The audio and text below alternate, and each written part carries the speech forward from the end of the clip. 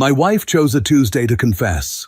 I was in the kitchen, leaning against the counter, opening a beer I did not particularly want, but felt I had earned by merely surviving another day of adult life.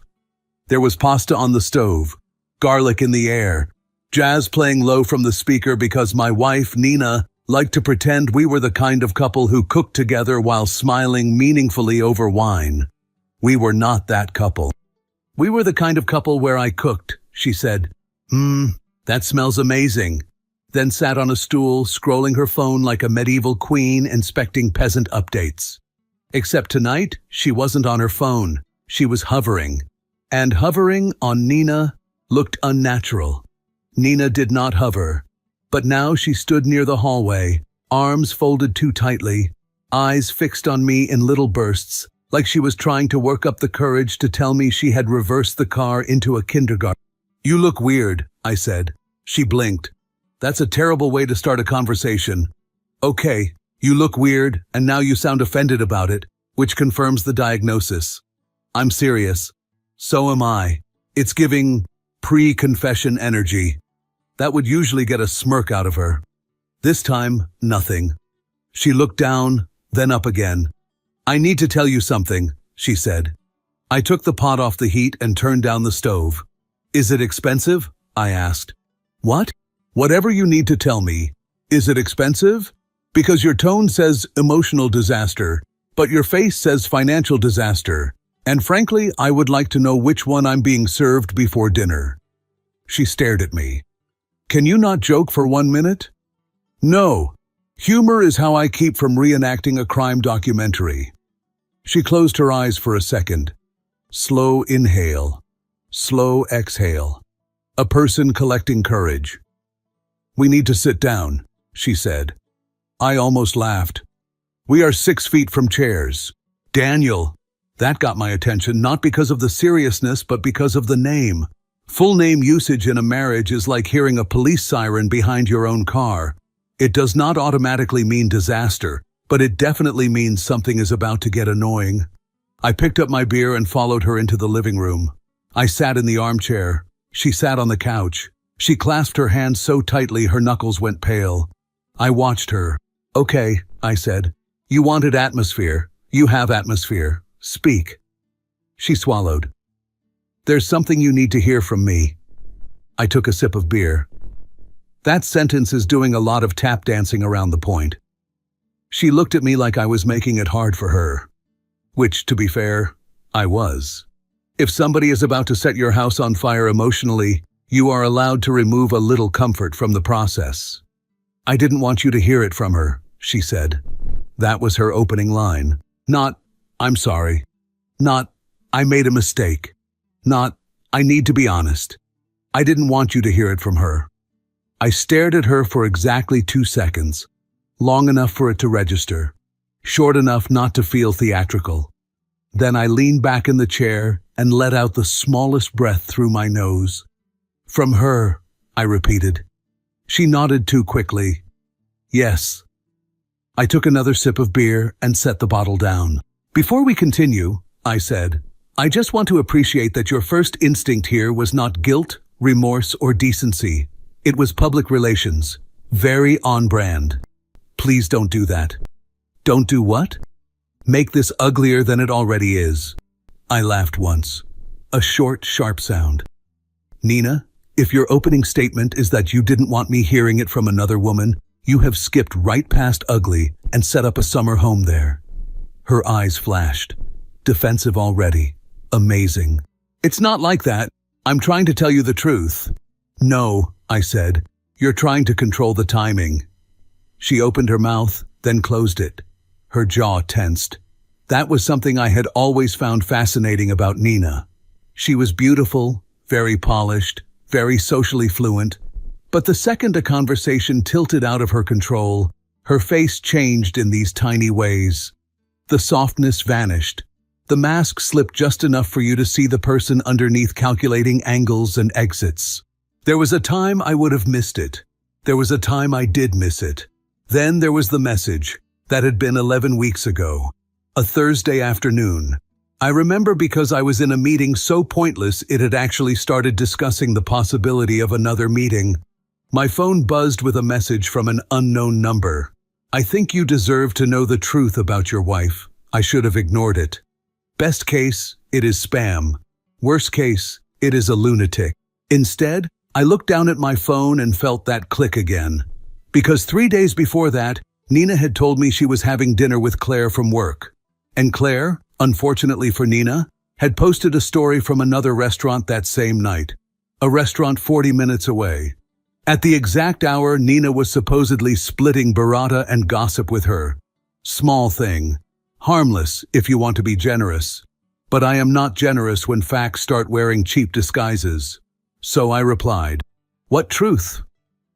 "Your wife has been seeing my boyfriend." I did not answer right away. I let the message sit. Then another came. "If you already know, fine. If you don't, I have proof." Proof. Another beautiful word. There are few phrases in modern life more sobering than "I have proof." Across from me, Stuart was still talking. Something about quarterly alignment. I messaged back. Send one thing. What she sent was a screenshot. Nina's contact name on the screen was not subtle. It was a white heart and an N, which I have to say is almost offensively teenage for a woman in her 30s. Below that were messages. Not friendly, not ambiguous, not workplace banter that some lonely spouse could misread because their imagination had become a hostage. No. There was Nina writing, "Can't stop thinking about last night." And then, later, "He thinks I'm with Claire again. We're fine. We're fine." That was my favorite part. The confidence, the smooth, elegant stupidity of it. I remember looking at those two words while Stuart clicked to another slide and feeling a calm come over me so complete it almost worried me. Like my brain had said, "All right, there it is. The animal has left tracks. Now stop guessing and start mapping." I met the woman 2 days later. Not because I wanted solidarity, and definitely not because I was one emotional piano track away from some weird revenge friendship. I met her because she had information, and I prefer my disasters itemized. Her name was Elise. She was not what I expected. I had imagined either a wreck or a warrior, someone mascara smeared and shaking, or someone sharpened into vengeance with a trench coat and a folder. Instead, she looked like an architect who had recently developed insomnia. Pulled back hair, minimal makeup, straight posture, controlled voice. The expression of a woman trying very hard not to become irrational, simply because life had offered her an excellent reason. We met at a coffee shop downtown, neutral ground, public enough that neither of us would do anything stupid. She arrived before I did, already seated, a cup untouched in front of her. When I walked up, she stood. "Daniel? Elise?" We shook hands. "Thanks for meeting me," she said. "Let's not thank each other yet.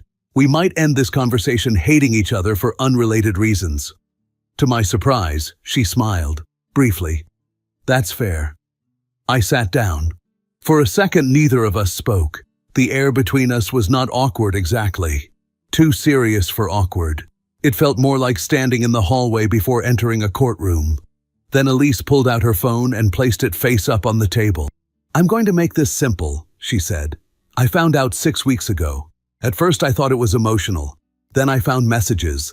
Then I found hotel receipts. Direct. Efficient. Good. I hate when people narrate betrayal like they are auditioning for tragedy. And you're sure it's my wife?" She gave me a look so dry it could preserve meat. "Yes, I'm sure. Just checking. If I'm going to have a marital collapse, I'd prefer it not be due to a mix-up." Without a word, she unlocked her phone and slid it toward me. There were screenshots, photos, dates. One blurry selfie of Nina in a hotel mirror, wearing a black dress I had seen before.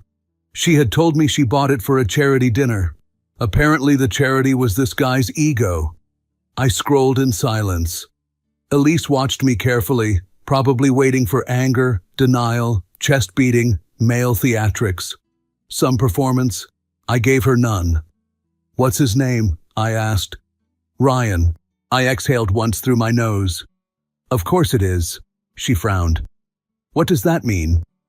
It means men named Ryan have not been good for society since 2008. That got another tiny smile out of her. Then she sobered. I'm not here to humiliate you, she said. I just thought you deserved to know. That's noble. It's honest.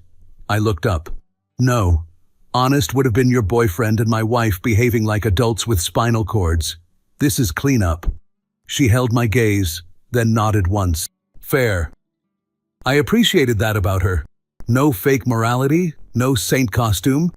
She was angry, yes. Hurt, yes. But not delusional. She understood exactly what kind of room we were in. So, I said, handing the phone back. What do you want from me? Nothing. People always say that before asking for something. Her expression barely shifted. I wanted to know if you knew. You don't. Or you didn't. Now you do. That's all. I leaned back. That should have been the end of it. A clean exchange. Information received. Tragedy acknowledged. Two betrayed adults head in opposite directions to begin whatever dignified or undignified collapse awaits them. Instead, I asked, how long? She looked down at the table.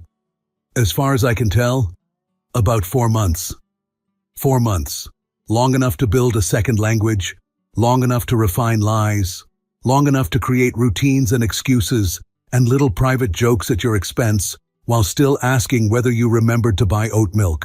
I should say, for the record, that this was the part where many men would have exploded, pounded the table, called the wife, drove somewhere stupid, started using phrases like, after everything I've done for you, which are technically fair and somehow always sound pathetic. But I did not explode. I got interested. That may sound cold. It is cold. But there is a difference between being cold and being weak. Weak men scream because screaming feels like action. Stronger men, or at least smarter injured men, pause long enough to ask a better question. How much don't I know yet? So I looked at Elise and asked, can you send me copies? She blinked. That's your first move? No, I said. My first move was not throwing my coffee across the room. This is my second. After that, I did not become some tragic secret agent skulking behind shrubs and sunglasses. I had a job, knees that occasionally complained during stares, a mortgage. I was not about to spend my evenings hiding in bushes like a divorced raccoon. But I paid attention. And once you start paying attention, people in affairs become embarrassingly lazy. Nina began using perfume she claimed she had rediscovered. Nothing says marital stability like a fragrance relaunch. She became newly interested in Pilates on Thursday evenings, despite having historically described Pilates as expensive stretching for women who own lemon water bottles. She started placing her phone face down, the universal symbol of innocence, naturally. She grew sweeter in these small, strategic bursts, touching my shoulder in passing, asking about my day with this polished concern that did not survive follow-up questions. Overcompensating. Men miss that all the time because they want to believe tenderness means love. Sometimes tenderness is just guilt in a silk blouse. I gathered pieces, dates, odd expenses, inconsistencies. The story with Claire repeated too often. A credit card charge near a hotel on a day she had allegedly been at a team workshop. Another restaurant. Another excuse. A tone in her voice whenever she thought she had successfully moved my attention away from something. Meanwhile, Elise and I exchanged messages. Brief, efficient, mostly transactional. She sent evidence when she found it. I verified timelines where I could. Occasionally, one of us would say something so dry and bitter it tipped into comedy. Once, after she sent me a photo of Ryan's overnight bag in the back seat of his car on a Tuesday afternoon, I replied, "Amazing. He packs for adultery like a suburban consultant." She answered, "He alphabetizes his spices too. Truly a monster." That was the rhythm. Not friends, not allies in some dramatic sense. Just two people standing ankle-deep in the same sewage, politely pointing out where the current was strongest. And all through it, I waited. Not because I enjoyed it. Let me be clear. There is nothing fun about knowing your wife is lying to your face while. There is nothing glamorous about watching someone kiss you goodnight with another life still fresh in their bloodstream. But waiting has value. Waiting lets truth become undeniable. Waiting lets liars relax. Once, after she came home late on a Thursday with the kind of vague, over-explained story guilty people think sounds natural, I asked, "Everything okay?" She froze for half a second. "Yes." "Why?" "No reason. You just seem distracted lately." "Work's been a lot." Another time I asked, "Claire okay?" "You two seem to have dinner every week now." She looked up from her phone. "What?" "Nothing. Just making sure she's not spiraling. You're practically her emotional support brunette at this point." She laughed. Too quickly. "She's fine." Of course she was. Claire was thriving. Claire had no idea she was starring in my wife's fiction like a recurring side character with no lines. And then there was the Sunday morning. That one was almost funny enough to frame. Nina was in the kitchen making coffee. I came in, leaned against the counter, and said, "Hypothetically, if someone had done something stupid in a marriage, when would be the smartest time to confess?" She turned so fast she nearly dropped the spoon. I watched her recover in real time. It was like seeing a dancer catch herself before a fall. "What kind of question is that?" she asked. I said hypothetically. "Why are you asking?" I shrugged. "Podcast." There was no podcast. She narrowed her eyes. "What podcast talks about that?" "The kind where people ruin each other's lives for content." "That sounds awful." "It's huge." She stared at me another second, then turned back to the coffee. "I don't know," she said. "I guess, right away. If they actually felt guilty." Interesting answer from a woman who had already spent months building a side relationship with the sincerity of a part-time actress. "Right away," I repeated. She nodded. "Lying only makes it worse." I nearly applauded. That was the moment I knew we were done. Not emotionally. Logistically. You can forgive weakness. But once someone lies with moral confidence, once they explain honesty to you while actively deceiving you, you are no longer married to a flawed person. You are sharing square footage with a performance. So I made decisions. Practical ones. I opened a separate account and moved the portion of my money that needed moving. Not everything. I scanned documents, took copies of records. I talked a lot with a lawyer to understand what the right thing to do was. I did not tell my friends. I did not tell my brother, who would have tried to solve this with whiskey and opinions. I did not tell my mother. I kept going. I worked. I slept. I answered emails. I looked my wife in the face and observed the slow, reckless confidence of a person who thinks her lies are airtight because no one has challenged them yet. Then, 4 days ago, Elise sent me another message. "I think I'm done waiting. I may contact her directly." I had not stayed calm for 11 weeks just to let the finale get hijacked by the other side. So I called her. She answered on the second ring. "Hi," she said, voice flat. "You're going to blow it up." A pause. "I'm tired, Daniel." "I know." Another pause. Then, more quietly, "I can't keep pretending I'm okay." "When?" I asked. "I don't know. Soon." I rubbed my jaw. "Give me a little time." "For what?" "For her to do it herself." Elise actually laughed. Not because it was funny, because it was absurd. "You still think she will?" "No," I said, "but I'd like to see how close she comes." "And if she doesn't?" "Then you can start the mechanism." She was quiet for a moment. "You really are disturbingly calm." "No, I'm organized. Different flavor." "All right," she said. "A little time." That had been 4 days ago. And now here we were. Tuesday, 7:23, beige couch, pasta cooling in the kitchen. My wife finally discovering the value of honesty at the exact moment dishonesty had become inconvenient. She looked at me across the living room, waiting for me to ask the question she had rehearsed an answer for. Who is she? Instead, I said, "Let me guess. She's crazy." Nina frowned. What? The woman you're worried about. Let me save us both some time. She's unstable, obsessed, vindictive, and not telling the full story.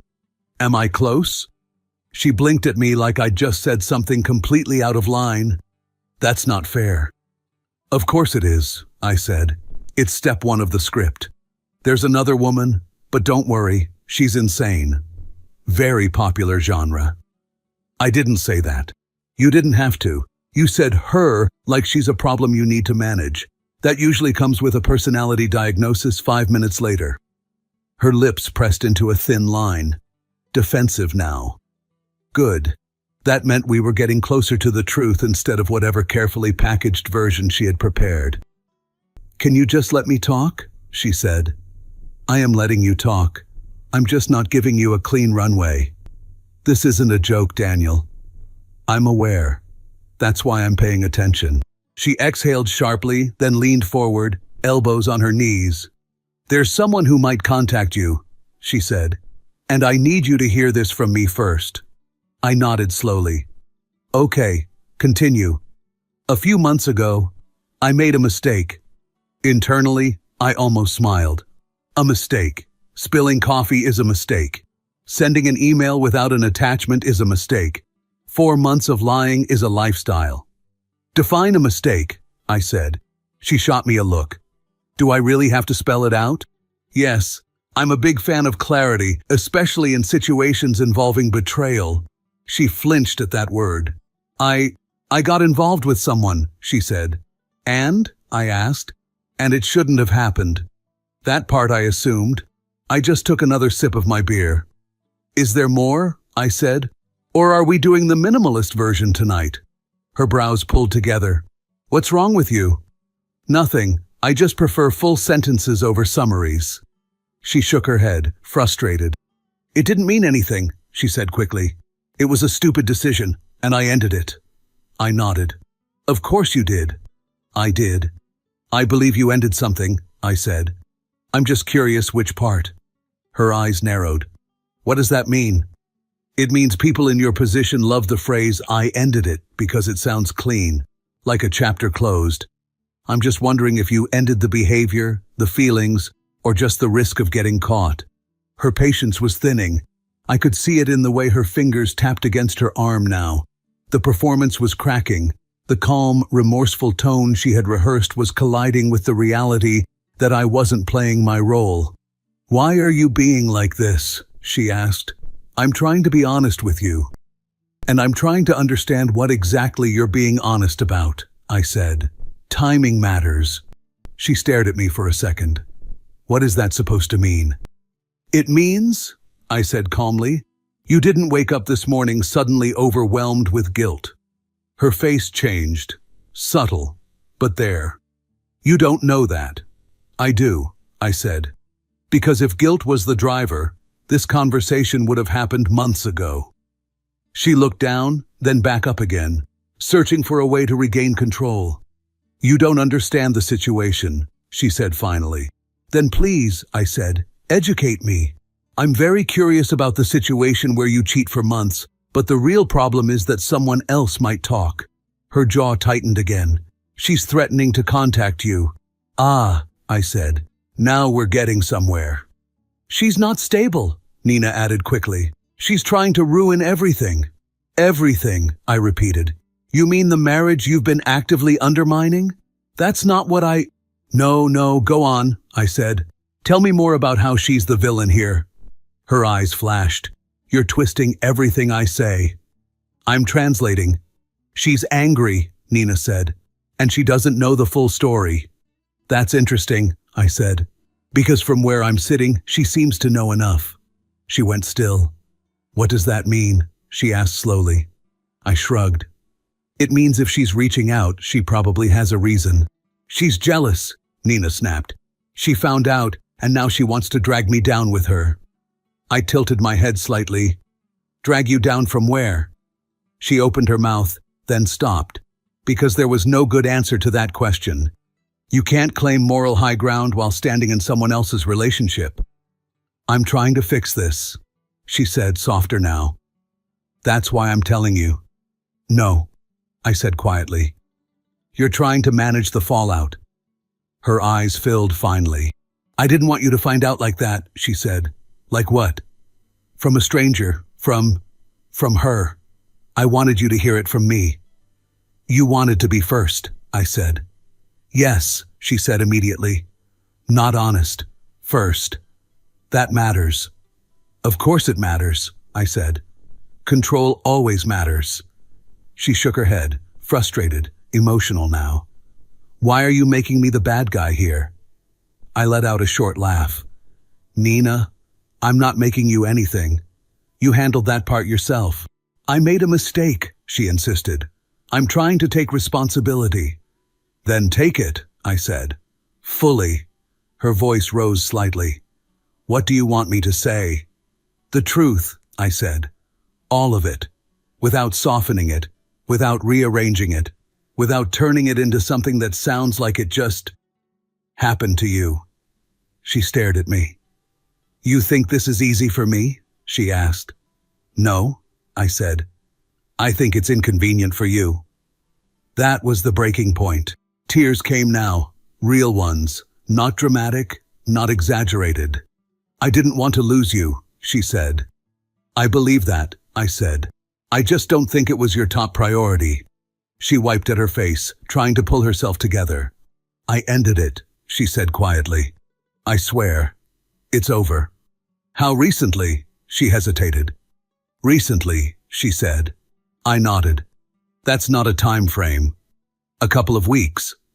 Interesting, I said. That lines up nicely with when you realized someone else might talk. That's not why I ended it. Of course it isn't, I said. That would make this entire situation look reactive instead of remorseful. You're not even giving me a chance. I raised an eyebrow. A chance to do what? To fix this, to explain, to make it right.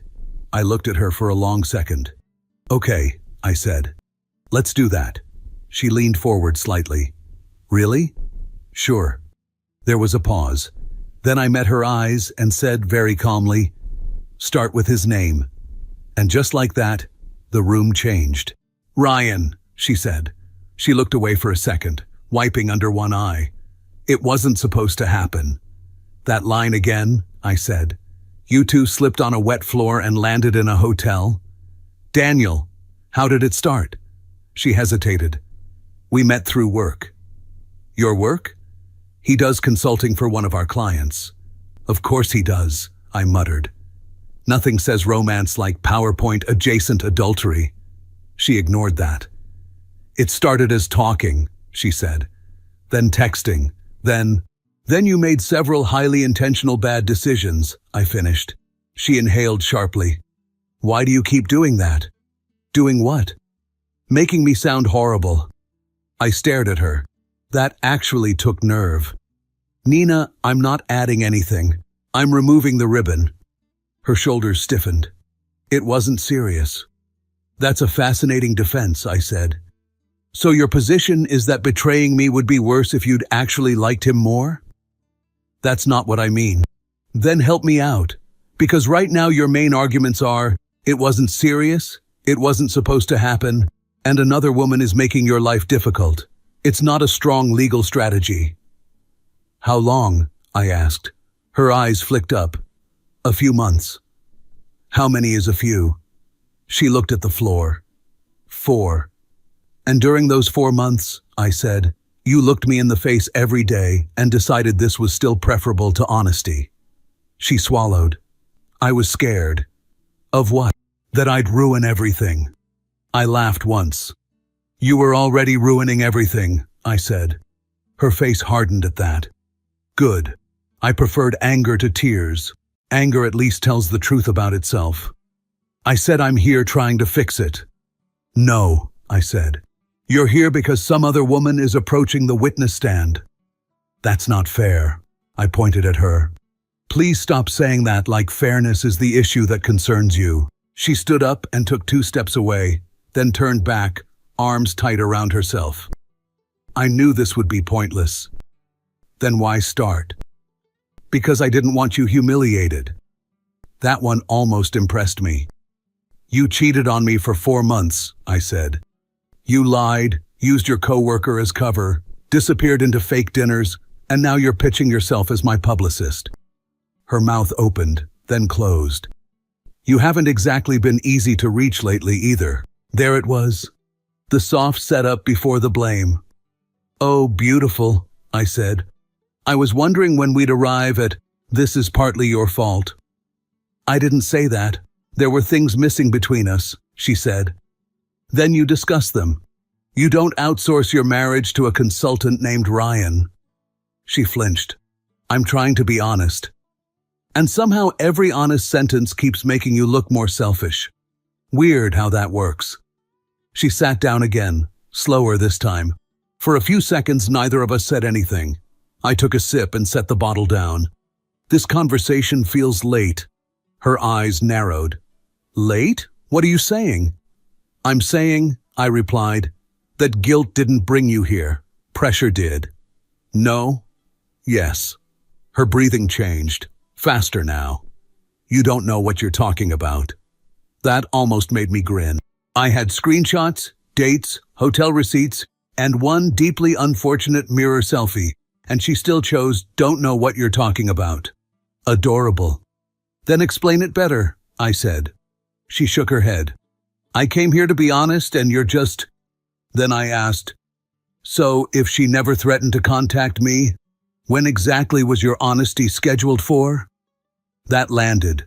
She froze. No answer. I leaned forward slightly, elbows on my knees now. That's what I thought. I stood up, finally. She looked up at me with that cautious, frightened expression people get when they realize they may not control the ending. She's been threatening me. Well, yes, I said. That does tend to happen when people discover their boyfriend and someone else's wife are running a side circus. She stood again. You don't understand. She's obsessive. Maybe, or maybe she's just the only person in this entire mess besides me who's dealing with reality. She looked at me like I'd slapped her with the truth and forgot to apologize. You're taking her side? I almost admired the audacity. There are no sides here, I said. There's just information. And oddly enough, she seems more committed to that than you are. Her voice dropped. Daniel, what are you saying? I held her gaze for a second longer than necessary. I'm saying you're late. Late? To what? She asked. I exhaled slowly, like I was deciding whether to bother explaining something obvious. To this, I said, gesturing lightly between us. This whole performance? Her face went pale. I don't understand.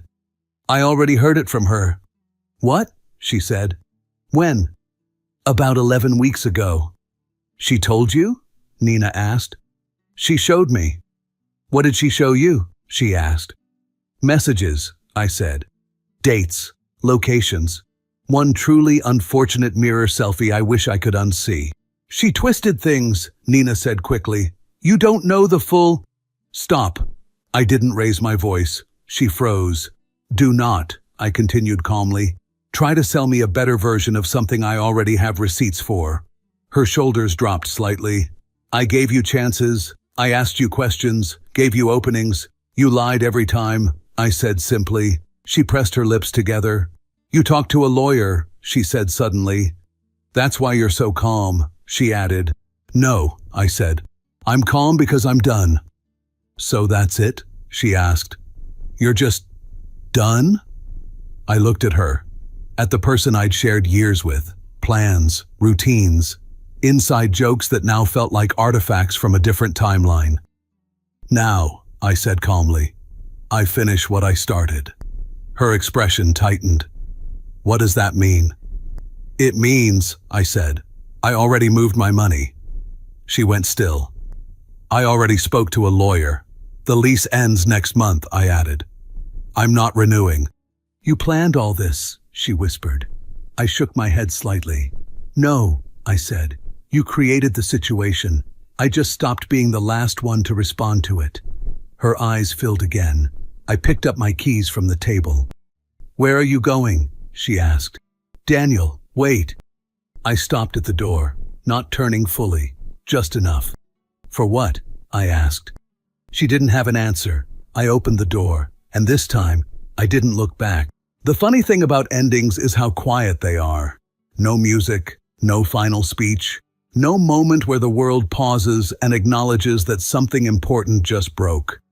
The first week was the loudest, not externally. My phone stayed mostly silent. Nina called a few times the first night, texted more the next day. Can we talk? I didn't mean for this to happen. Please don't do this like this. I didn't block her. That would have been emotional. Instead, I just didn't respond. By the second week, the messages changed. Less urgency, more strategy. We should handle this like adults. We need to talk about logistics. I'm willing to work through this. That one almost made me laugh again. Now she was willing. Timing really is everything. We met once after that. Public place, neutral tone, no drama. She looked different, not worse, just stripped of something. The confidence maybe, or the assumption that things would go her way if she just said the right words. She tried though. Carefully chosen phrases, soft voice, controlled eye contact. I never meant to hurt you. I just got lost. I noticed. I still believe we can fix this. That was when I looked at her for a long second and said, I don't. No anger, no bitterness, just fact. That was the moment she understood, not the night she confessed, not when I left. That moment. Because that's when hope actually died. After that, things moved quickly. Lawyers don't deal in emotions. They deal in structure, timelines, documents, division, almost respectful in a strange way. As for Ryan, well, apparently being part of two collapsing relationships at once isn't great for personal stability. Elise left him. From what I heard, not dramatically, no screaming, no revenge. A few weeks later, I ran into Elise once more, completely by accident. Same coffee shop, actually. She gave a small nod when she saw me. I returned it. No long conversation, no shared analysis of what had happened. Just a brief, quiet acknowledgement. Two people who had seen the same thing clearly and chose to walk away from it. Before leaving, she said one thing. You handled it well. I thought about that for a second, then said, no, I just didn't ignore it. She gave a faint smile at that. And that was enough. These days things are simple, not better, not worse, just clearer. No second guessing, no quiet suspicion sitting in the background of normal moments. No wondering if work ran late means something else. Just silence where noise used to be. And oddly enough, it's better that way. Because in the end, she thought she was confessing to save what we had. But by the time she told the truth, I had already built a life in which Nina did not exist. If you felt this story hit hard, drop a like, subscribe for more, and share your thoughts in the comments. Your support keeps Steelheart beating.